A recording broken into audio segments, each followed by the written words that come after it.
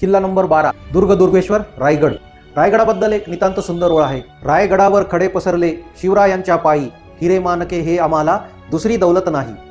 या उक्तीचा खरा प्रत्यय तेव्हा येतो जेव्हा व्हिएतनामचे परराष्ट्र मंत्री रायगडावर महाराजांच्या समाधीचं दर्शन केल्यानंतर तिथली मुठभर माती आपल्या देशात घेऊन गेल्या आणि तिथल्या मातीत मिसळवल्या।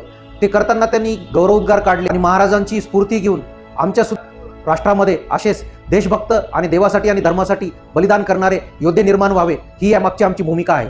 प्रख्यात दुर्ग अभ्यासक प्र.के. घाणेकर यांच्या पुस्तकातील एका संदर्भानुसार महादरवाजावर एक फुटलेले काही पाण्याचे टाके आहेत।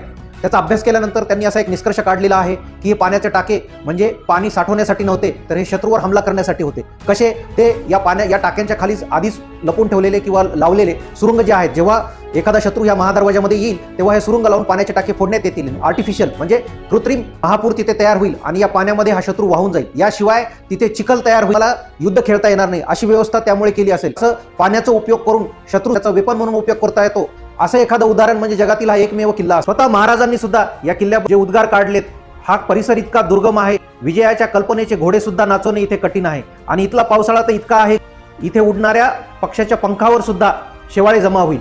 अशा अभेद्य आणि सदैव विजयी राहिलेल्या स्फूर्तिदायक रायगडाला स्मरण करून आज माझे 12 दिवस 12 किल्ले हा प्रयोग मी इथे संपवतो आहे। शिवभक्तांनी दिलेल्या उत्स्फूर्त प्रतिसादाबद्दल धन्यवाद। जय भवानी, जय शिवाजी।